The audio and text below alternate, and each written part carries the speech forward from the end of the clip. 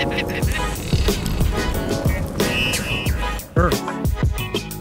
To Humans. Earth. to humans?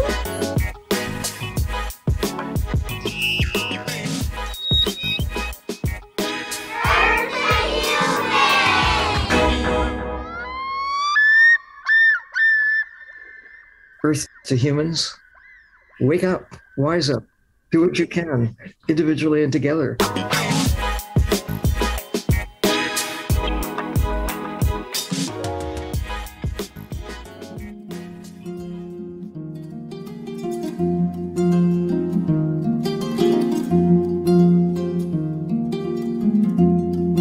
Hello, Hannah here. Welcome to the Earth to Humans podcast.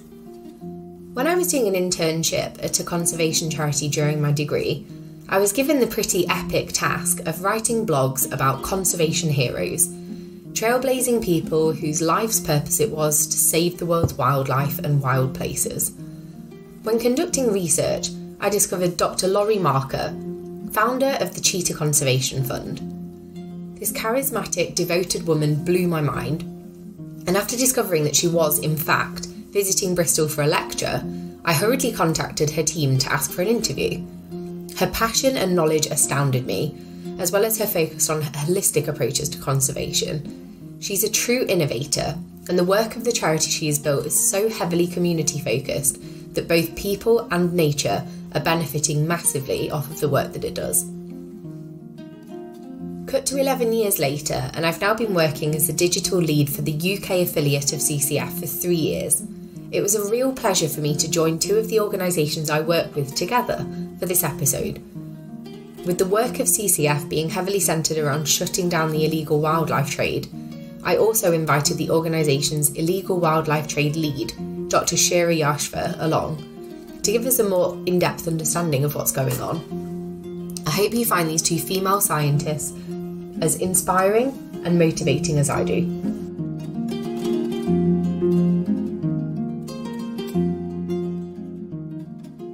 I am joined by Dr. Laurie Marker and Dr. Shira Yashphe of CCF, which is the Cheetah Conservation Fund, for those who don't know. So these people work on the front line saving cheetahs from extinction. It's a cause that's very, very close to my heart, having been loosely affiliated with the organisation for around 10 years now. So what I would like to know from you guys is, firstly, we'll start with Laurie.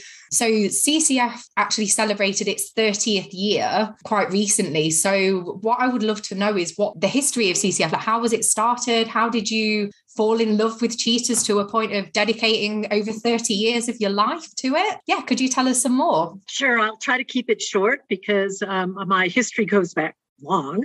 I started working with cheetahs back in the early 1970s at a wildlife park in Oregon. And we were one of the only places really in the world that had cheetahs and that were actually successfully breeding cheetahs and in captivity. And at that point in time, when I got involved, nobody really knew much about cheetahs, and they fascinated me, and I wanted to know everything there was to know about them, which is, I guess, what I set out to do. And I ended up in Namibia in the middle of the 1970s, and I found out that farmers were killing cheetahs for vermin like flies. I mean, hundreds of them every year. And I thought somebody should stop that. Well, push later, 20 years later, I set up the Cheetah Conservation Fund after conducting lots of research, not only in genetics, reproductive physiology with our colleagues from the National Zoo and National Cancer Institute, and found out cheetahs lack genetic diversity and we were losing them in the wild and they didn't breed well in captivity. And gee, we're losing the species. Who's going to do something? And so I set up the Cheetah Conservation Fund 30 years ago, and 32 years ago at this point, and moved to Namibia right after its independence, starting working with farmers. And the issue here was about human-wildlife conflict. Farmers throughout all of the cheetah range country actually kill cheetahs because they catch their livestock. And so trying to work with the farming community here to figure out ways that we could stop the killing. And so that's really what got me involved in what we do. And it kind of keeps going because today there's less than 7,500 cheetahs left in the world. They're found only in about 23 countries, of which half of those populations are under 200 individuals. So very, very, very small. In other areas, so we've got habitat loss, human-wildlife conflict problems, genetic problems, and that of illegal wildlife trade, which is the latest over the last 15 years problem, and it's growing, and we're much more involved in it, which is what we want to talk with you today about. So we're now based also not only in Namibia, up in the Horn of Africa, in Somaliland, where we've had to set up a base. And from there, we're dealing with confiscated animals that are en route to the Middle East or other places to satisfy the illegal wildlife pet trade. That's my nutshell. A lot of years in a small nutshell, and I know there's so much more to be said. So I'm just going to go over to you, Shira, as Dr. Marker's just touched on the illegal wildlife trade, which is a real prevalent, current, ongoing threat to wild cheetahs. And I know that that's your area of specialism and where your role within CCF lies. So do you want to just talk about what your role is and why you were brought in and a bit more information about the trade? Right, of course. Yeah, so basically I started at CCF, I think it's been already about 3 years, I think. Yeah. So I come from a very different background. I'm a veterinary doctor and I treated domestic animals in the beginning.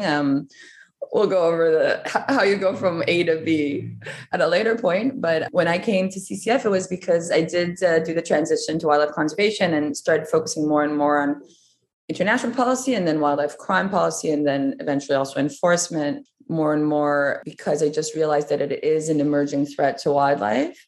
And it's a threat that is not tackled, or the strategies to tackle it are not as advanced as they are for human wildlife conflict, all the habitat loss, which I'm not saying we know what to do with that yet completely either, but wildlife crime was definitely an emerging threat. So when I did my career transition, I decided to focus on that. And then I was brought into CCF to support with this kind of emerging threat that they were dealing with, which Dr. Marker and the team have been dealing with, over 10 years, even before I arrived. And it was definitely something that we saw, that these cubs are being poached from source countries, mostly in East Africa, Horn of Africa. So it could be Ethiopia, Somalia, Somaliland, and then traffic to the Middle East, to the Arabian Peninsula, mostly. It could be to other countries as well.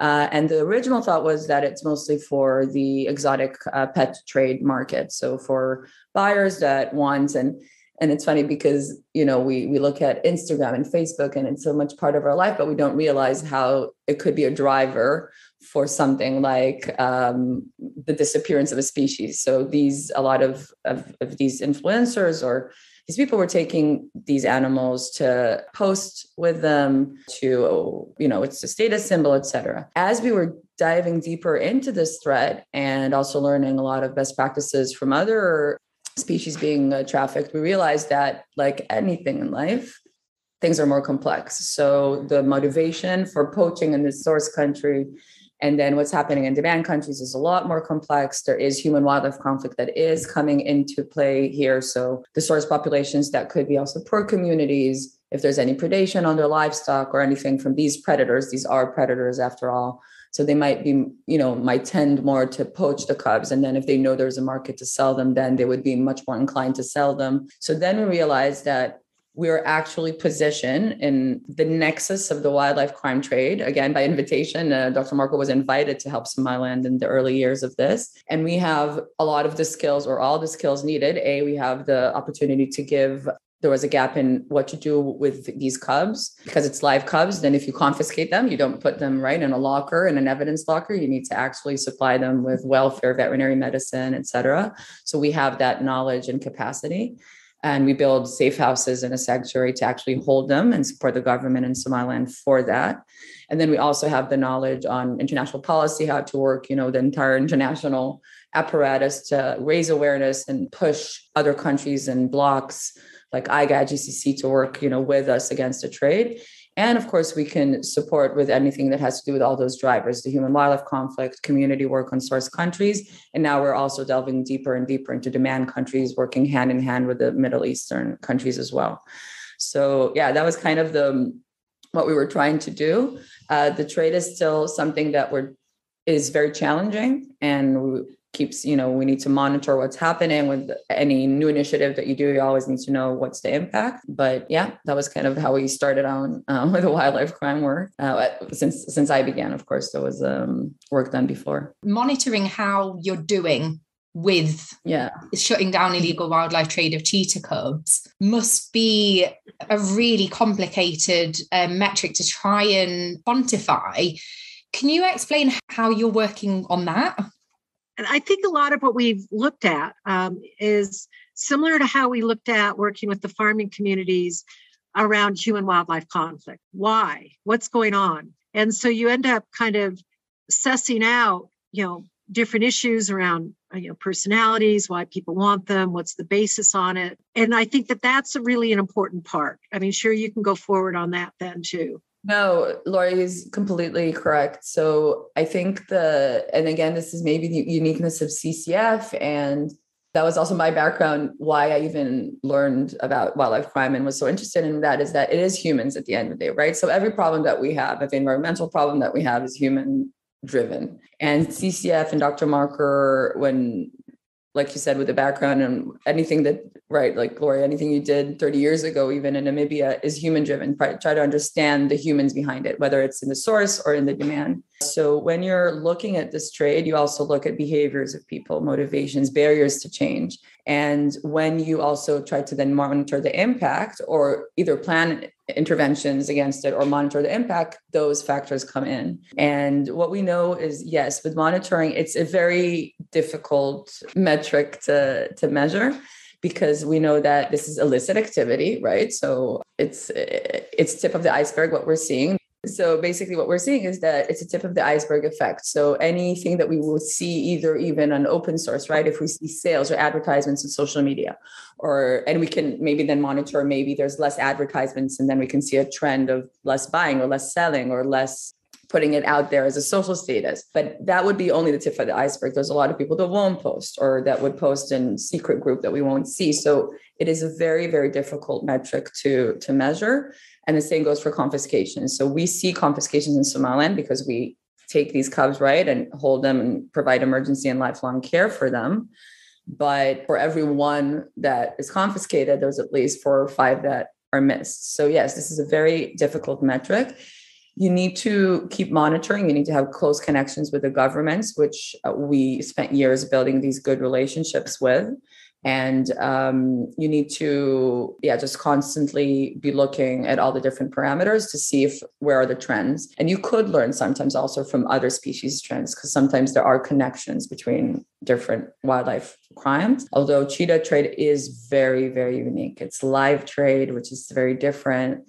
It requires different handling, different methods of concealment of a live animal than, ivory, et cetera. So you're right. That is one of our biggest challenges. And the other thing I think we do is partnerships. So we always look for partnerships and new ways to measure, and partnerships, whether it could be with traffic, UNODC, like entities that have a lot of experience and have access to knowledge and abilities. There's actually now a hackathon that we're going to participate in, that we're actually looking to bring this problem of monitoring of impact assessment to developers and programmers. So help us monitoring open source data. And instead of us doing it manually, try to monitor it and tell us what you're seeing in the news and in Facebook, and build an algorithm for us, which would pick it up a lot easier in different languages.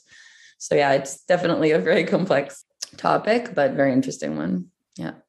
Absolutely. And obviously you've touched on support that you're receiving from various different parties, but I just wondered, I remember when I first started working with CCF, I was actually able to go on Facebook and type in cheetahs for sale, and it would come up with sales posts. Like, this is going back years ago now. If you type that in now, then it comes up with a kind of barrier, and it says like, this is not okay. But obviously the people who are searching for cheetahs for sale are not searching cheetahs for sale. So something else is going on. I just wondered how much, and if at all, any support CCF are receiving from these social media platforms to actually help whistleblow or to shut down these groups where there are cheetahs for sale. Yeah. So there's I think they're called the Coalition to End Wildlife Trafficking Online. Want to make sure that I get their name right. It's a coalition with WWF, Traffic, IFA. There's a coalition that is working with these global platforms.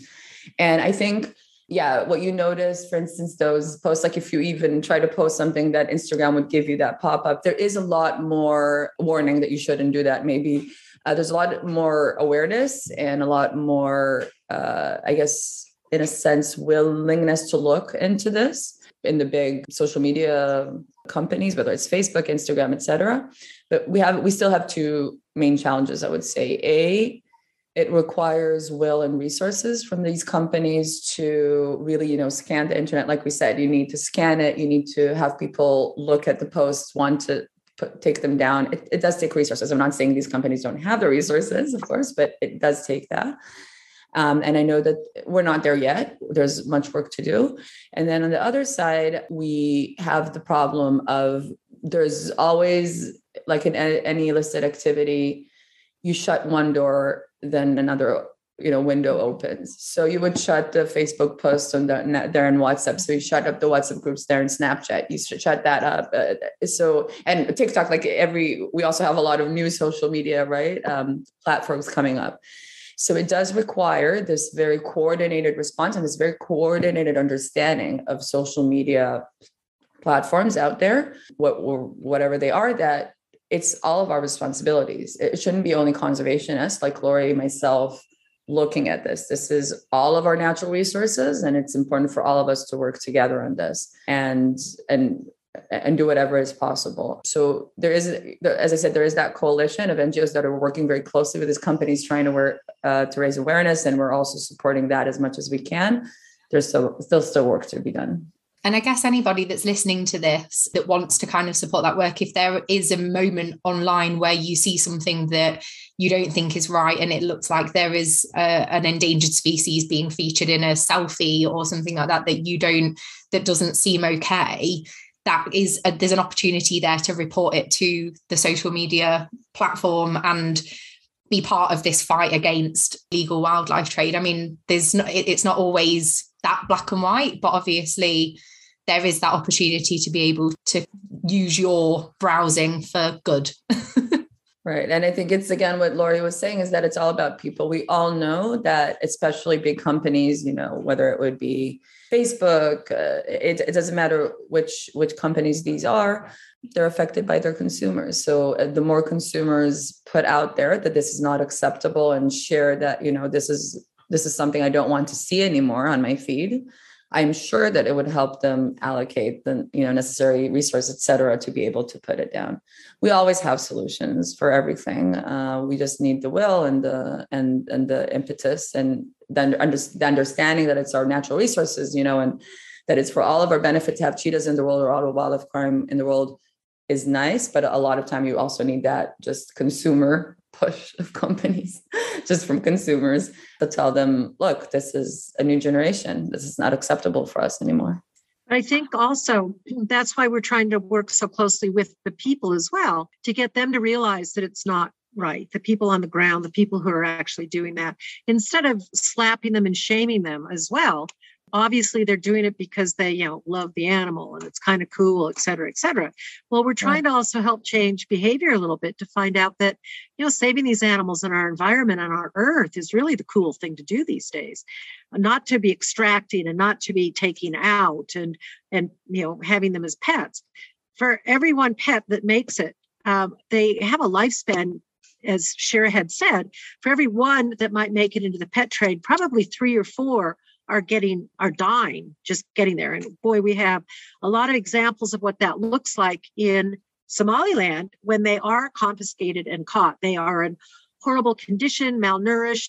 Half of them die at our feet just at being confiscated. So if one of those cubs actually makes it over into the trade, they usually are in such bad condition, and the people there don't know what to do to take care of them as well. They're not professionals in taking care of a wild animal. We see it, those animals usually die within a year or 2 of being put in captivity.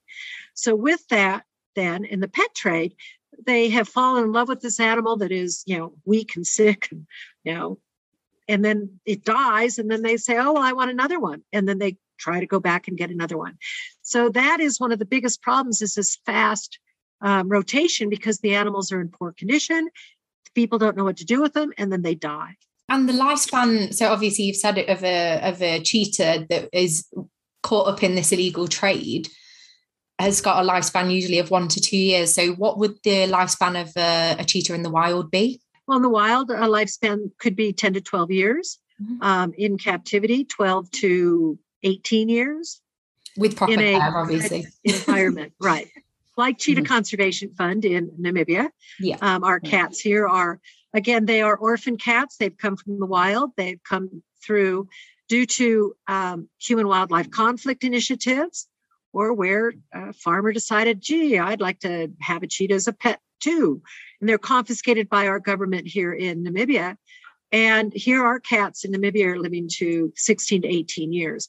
But remember, my background going back 45 years is best care of cheetahs in the world.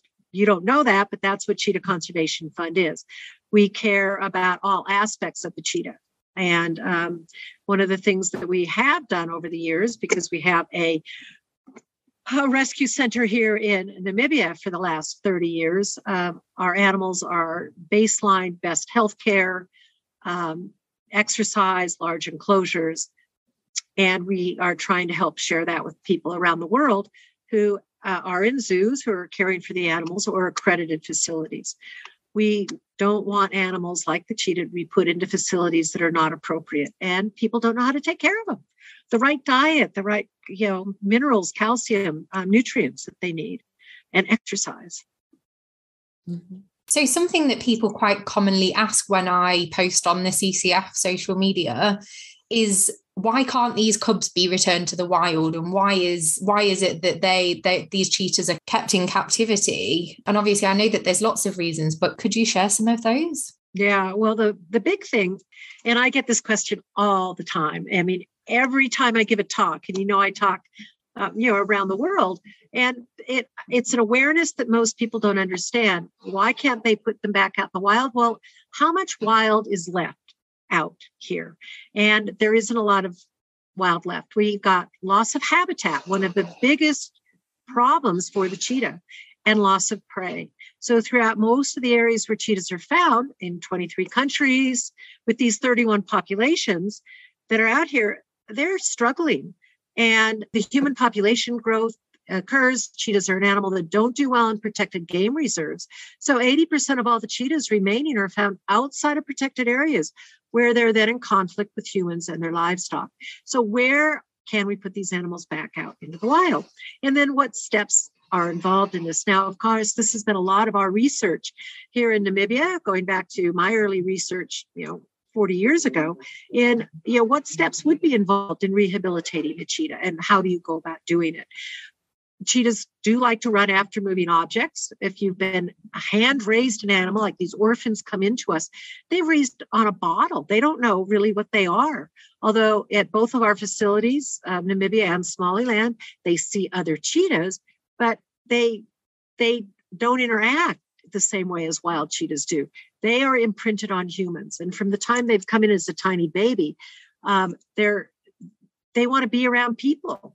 And so you put this animal back out into the wild, and what it wants to do is, there's people, I'll go near them, and the people have goats, and then they'd probably be killed. Or they'd see people, and the people might run away from them, and then, let's go chase. And they might chase somebody and possibly hurt them. So those are the big issues that most people don't realize. Those are 3 issues that I came up with: loss of habitat and no place for them to go. They're imprinted on humans and want to be with humans, and they could catch livestock, and they could be dangerous to humans as well. So that's why what we do, our baseline work for Cheetah Conservation Fund, is to try to keep the wild animals in the wild. We don't want animals coming out of the wild. And in order to do that, we work with farmers. And we do this through a program called Future Farmers of Africa. We do it with children, which is our Future Conservationists of Africa. So we try to actually teach the farmers more about what role do they play in living with wildlife. And this is a global issue, as we are more and more people not even aware of how wildlife lives with us. We can teach people more about how the animals are living around us and how we can live with them. And with that, then we can have an integrated system where animals like the cheetah or other predators can actually live with the farming community. But obviously, you have to have enough grazing land. You have to protect your livestock. And that's where we have things like livestock guarding dogs here in Namibia. And we put them out with the farmers and their livestock, which protect the livestock from predators.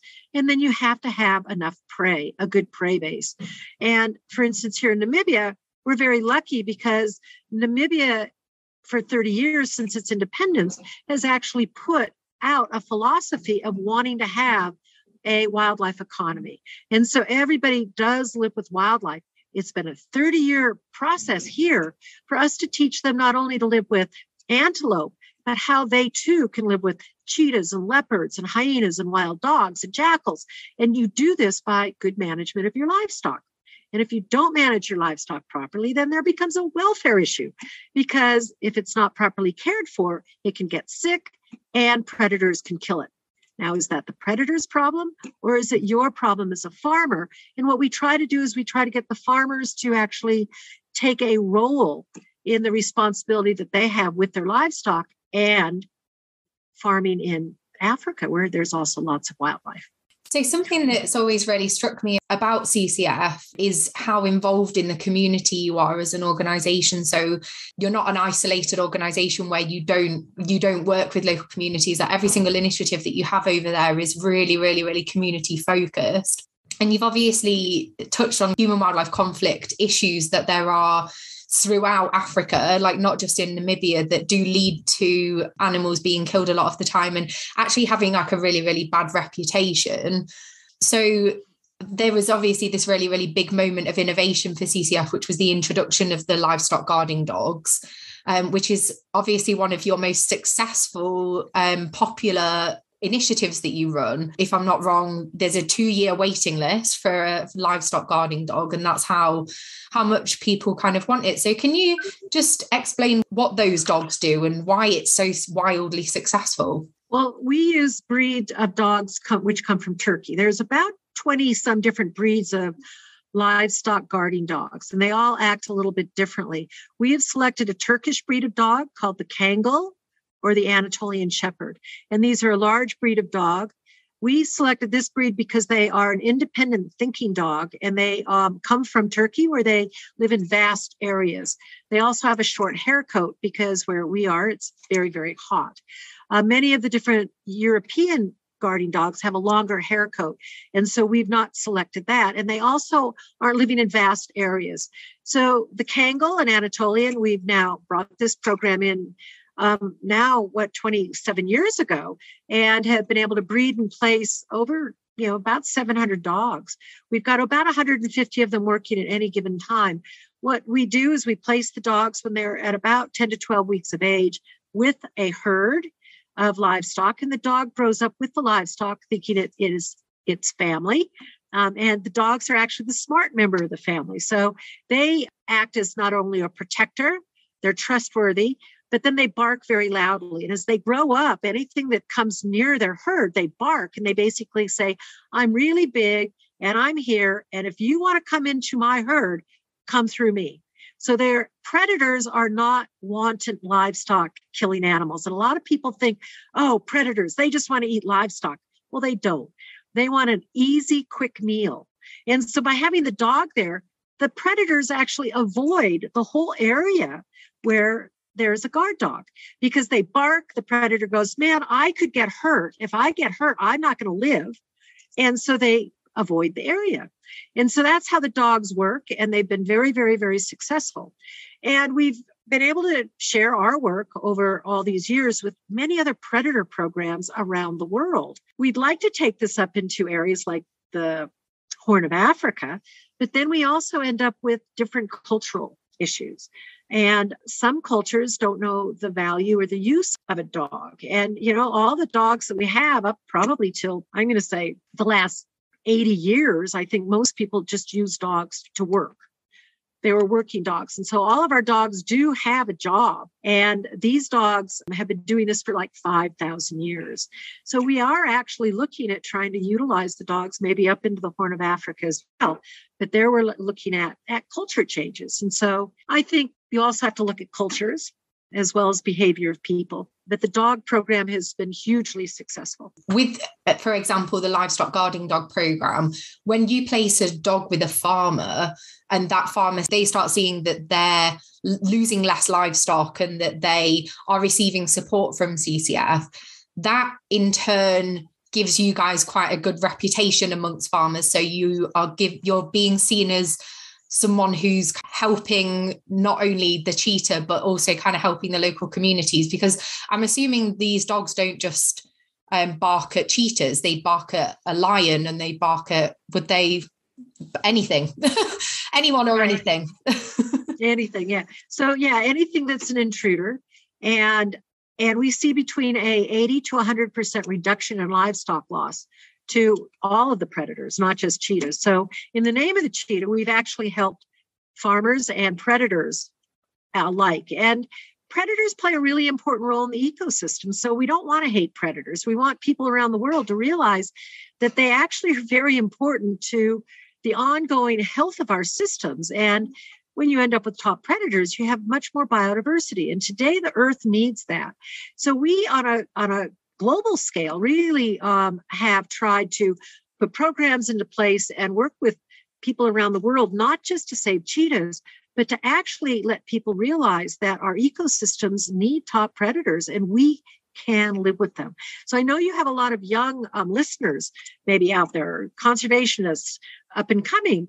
And really our job is to try to help people change their behavior, change their ways. And that's why we need to know more about how they're living, what their problems are, and how we can actually help them with solutions. So I would say that CCF is a solution-based organization. And, coming back to the work that we do with our illegal wildlife trade initiatives, the work that we've done in the Horn of Africa has been training. We've done so much training with, local veterinarians, with local rangers. I mean, Shira, why don't you talk a little bit about the workshops that we've just been putting on and the more that we have going on this next year or so? Yeah, we're having a lot because we need to catch up with all the COVID changes. Definitely. So, as Laurie mentioned, CCF as a solution-based organization, we understand that the solution means that the local communities, but also local professional entities, whether it's enforcement officials, veterinary doctors, et cetera, need to have the capacity, knowledge, and any tools that we can provide them to do the work, right? To preserve their own environment, because at the end of the day, that's what's needed. So we're working on many streams, working closely through a UK DEFRA grant on enforcement official training, working on legislation and working with local lawyers to see what legislative gaps could there be in these countries that we work at, whether it's Horn of Africa, even in Yemen, we do that, look at legislative gaps and then do training on how these gaps can be filled. And we also work on building networks. So bringing everyone together, doing workshops and meetings where, whether it's cross-border, so Ethiopia, Somalia, Somaliland, like we would have like cross-border meetings for everyone to talk about this trade and about what's happening. And with that, give them the skills needed maybe to exchange information better, offer them our support and international partners support as well. And then on the other side, like we mentioned, because it's live trade, there's that unique element that you need to train veterinary doctors. So if there is a confiscation, if there is even a human wildlife conflict case where the cubs is captured and you want to give it emergency care and it's in a very remote place where CCF headquarters is Hargeisa, the capital of Somaliland. So it would take time for it to get there. We want people, veterinary doctors in all these areas, whether it's in Ethiopia and Somalia and all these areas, to know what to do, because a lot of these were trained as livestock veterinarians and don't know a lot about wildlife medicine. And that's fine. Obviously, also my background is, veterinary doctor. You can't know everything. You need to be trained on different species and different ways of treating and handling to keep both the animal and yourself safe. So that is something that's very important to us. So yeah, we've been basically every chance. Well, Laurie has been in Somaliland, I think, throughout this year so many times, working a lot with our local staff and the local communities and government. And we also been working very closely with Ethiopia, and we're hoping in the next year to also rev it up and also go to, the Arabian Peninsula countries, be able to work more closely with them too. So yeah, definitely training is a very important component, and giving all the knowledge that we have so that eventually there's what we call in grants an exit strategy. NGOs should not be the ones, right, that keep everything afloat. It's the local people, the local communities, and the local governments that need to have these abilities. And there's will. So that's amazing. We have willing partners within these governments. So that is amazing. And I'm aware that obviously in Somaliland, there's a rescue centre there for these cubs in a facility that provides them with this care. How many cubs are in this facility right now, and what does the future hold for them, and where will they go? Because I know you're working on another facility for them at the moment. Well, right now we have 70 cheetahs and 1 leopard. And just in the last, since I think September, so in the last 6 months, it is January now, we've had 17 cheetah cubs come in 7 confiscations. So with 70 cheetahs, we have 3 full facilities. We have a nursery area, which is where our veterinary clinic is. Then we have a huge area where each one of these facilities are holding over 20 cheetahs. And we are right now working with the government to build an 800 hectare facility to put all these 70 cheetahs in. And we're trying to get it done in a year because the cats are growing. The government provided the land for us, but just imagine what it takes to build not only one facility for, like we've got 3 right now as rescue facilities, but then to go out into the bush and then all of a sudden try to develop 800 hectares quickly for these animals to have large naturalistic enclosures. These are cats, as we said, that are not going to go back out into the wild. And so a lot of our work is to, yes, put them into good facilities. The larger part of our work that we're trying to get going is to try to stop them from coming in.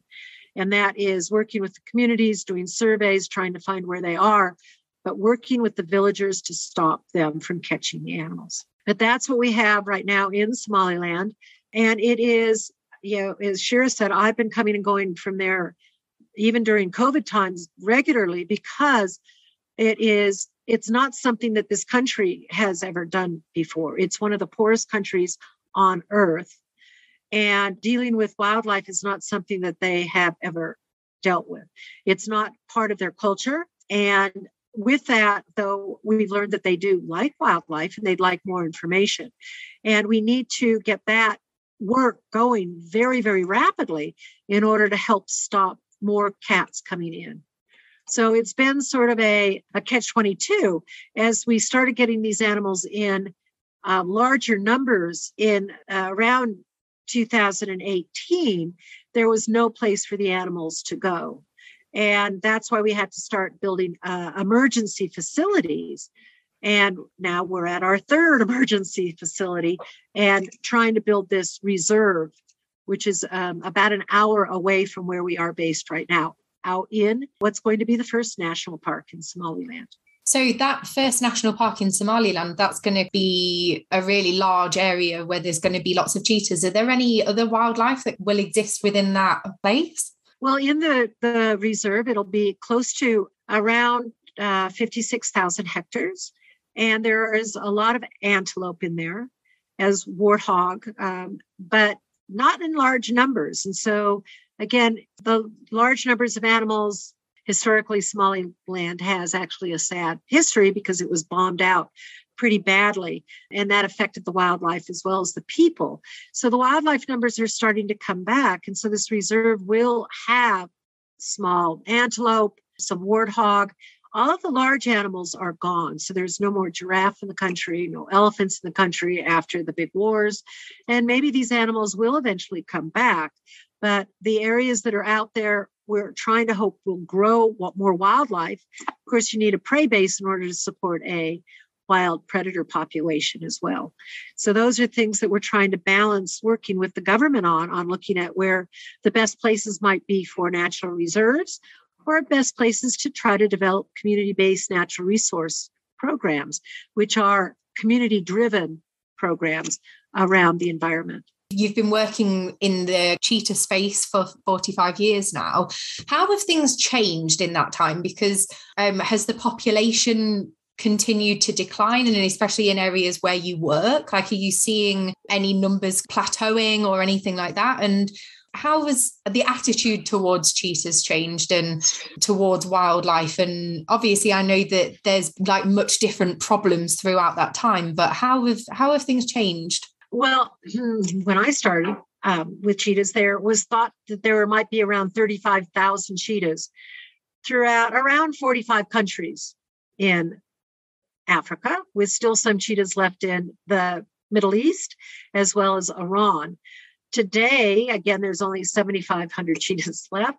They're only found in half of the number of countries, and the population in the Middle East is gone. And that in Iran, we're down to maybe under 20 animals. So it has been drastic and dramatic. In Namibia, we've seen a stabilization of the population and have worked very, very, very closely with the farmers here. And behavior change takes about 20 years, and that's something to think about. So if we really want to make any difference, we need to jumpstart and not have that 20-year gap. And that really fits into also economic development, rural development, and alternative livelihoods with the people on the ground where the cheetahs are living. They're poor, they're rural, and uneducated. So education plays a very key role, and capacity of getting people on the ground to work with the rural communities, working with communities to be our guardians of some of the most sacred, beautiful, amazing species that are left on Earth in Africa. And that might be one of the things that the Western world might want to look at, although this is also a continent that has the largest growing human populations, and we're going to see it plateau probably around 2050. And with that, we hopefully are going to have alternative livelihoods, because there's not going to be any land for wildlife unless we actually look at this shift. And as I said, behavior change takes about 20 years for people to actually look at changing their way of life. And I think that that's going to have to be jump-started through economics. So one of the things I think you know, Hannah, is that we've tried to look at people who eat meat. And I know a lot of the Western world is going more vegetarian or vegan. But on the other hand, Africa is probably not going to do that immediately. And what we might want to look at is price premiums for good stewardship of land. And with that, we can actually support communities around that. And those might be issues that we're looking at that might be, economic futures that our investment bankers might look at putting in. So again, coming back to our young conservationists that are out there listening in, conservation really is going to have to tie into our economics much more, and businesses. Businesses, consumers can drive the way the environment's going today. It's not going to be governments. Governments need business, and we need to have consumers living more gently on the earth. And so that's a broad scale. I'm saying that saving the cheetah, which is our motto, means changing the world. You have this real solutions focus, which is really encouraging. And you have all of these ways that you're working that are really science-based and evidence-based, but cheetah population is still declining, and has declined so rapidly. Like I wasn't actually aware of that statistic that you mentioned. How do you retain that positivity that you have? I mean, there must be times where you don't have it, but yeah, how do you cope? Well, I guess I do, because I know there's people like Shira and like you who are out there spreading the word. I'm so proud of the interns that we've had here. In over 30 years here in Namibia, we've had hundreds of international and national interns that have worked with us. Now here in Namibia, many of the people are now running the government. They're, members of the Ministry of Environment and Rural Environment and Tourism. They're members of the Agriculture Department. And that's what I'm seeing, I think, throughout the world. So again, having and seeing the successes with again, people like Shira, who's been on the ground, coming out of one profession and going back and getting her master's also in illegal wildlife crime work, is just great to see that it's going to be the young people. It's going to be up to all of you to make those solutions and those changes happen rapidly. No, and I agree. We say in behavior change, when we are talking about behavior change a lot here, is that it's not all doom and gloom, that you have to also in climate. When we talk about climate change, we do know that people tend to get discouraged, and that's the worst thing that can happen, because if you get discouraged, you lose agency and you think you don't have control over what's happening, when we do have control. As we said, everything is driven by humans. So there's also human solutions. On a personal level, of course, when you work and you see, Laurie's statistic, what you said is horrible to hear. I remember that when I was working in a previous organization, we were organizing kind of an open day for an audience in Cape Cod. And there was a man standing there in his late 90s. And he was saying, when I was young, the population was about 2 billion people of the world. The streets were a lot emptier and we had a lot more animals. And I was sure he was kidding. And then I Googled, and it's true. The population of human population has grown exponentially in one person's lifetime.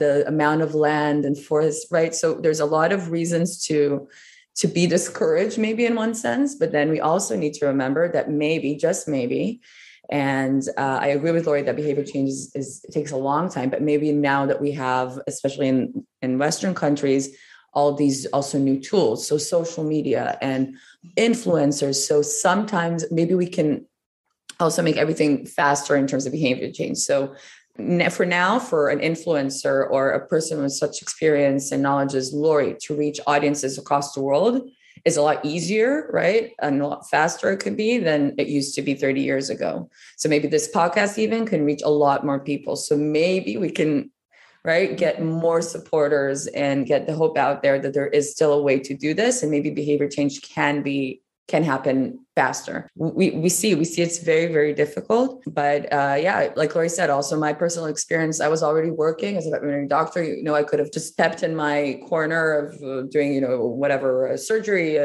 treating one animal at a time. But I was just taken aback by the fact that while I'm doing this, and I love the hands-on work, of course, who doesn't want to come to work and cuddle animals all day and treat them, but the world around me is changing. And if you're not going to be part of the solution, you're part of the problem. So I also personally made a lot of a total career change, studied again, even went, to junior positions, which that maybe some of the young conservationists now are only in their first positions. But I would encourage even people that already are in more senior ones to recheck themselves. Maybe it's okay to go back, change for something that you believe in, even if it does mean that you need to start over in a lot of ways. So in every level of life, whether you're 20, 30, 40, 50, you can still do a lot. We're still very hopeful, but I think it's also a character. But that's why I think we like working together, me and Laurie. But yeah. That we are a problem, but we are a solution. And what makes me keep going is when I look in the eyes of a cheetah, all they do is look at me and say, you can help me. And if you don't help me, who will? And that's why I say to the rest of our Cheetah Conservation Fund team, if it's not us, who? There's hope, there's chance. And I hope that I give people hope, that I get my hope and inspiration, I think, from the cheetahs that I'm trying to save. I look at them and they say, where's my mom? Why am I here? Please help me live out in the wild. And I will do that. My dying breath, I'll do that.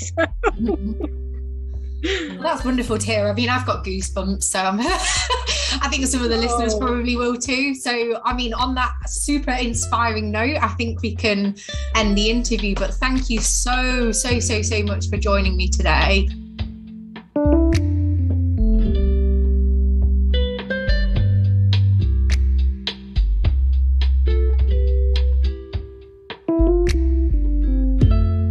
Thank you for listening to the Earth to Humans podcast. This show was produced by me, Hannah Mulvaney, and our head producer, Serena Simons. The music was supplied by Free Music Archive.